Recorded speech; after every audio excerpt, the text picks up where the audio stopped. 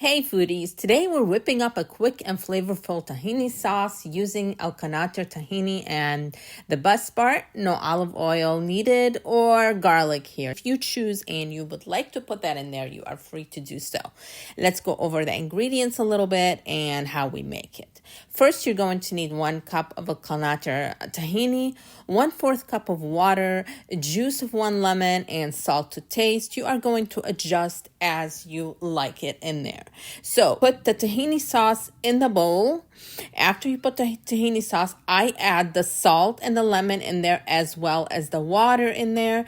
And then I grab my milk frother actually to mix it. You can do it with a fork if you choose to. I just like using my milk frother. It just mixes them very well and gets everything blended. Once you have mixed everything and everything is blended in there, you are going to taste it and see if you need to add a little bit of salt or lemon. Or before you do that, what you can do is see the consistency. If you need to add a little bit more water, or you need to add a little tahini or sesame paste as we know it, then you can do that to get the consistency that you want.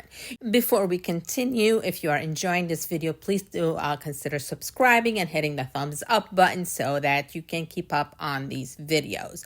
Also, everything I'm using is linked in the comments below. The consistency that you want is a little bit thicker than a water, not so much as like a dressing kind of consistency. You'll see it as we finish this. Now, once you add everything and mix it in there, you give it a little taste. You see if you need to add a little bit of lemon or salt, because that is according to what your taste is and what you like.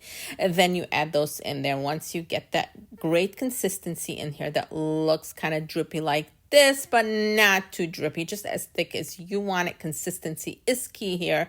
Then you put it over your shawarma, your falafel, or use it as a dip. Tastes absolutely delicious, especially if you put a little tomatoes, onions with it. It's going to be delicious.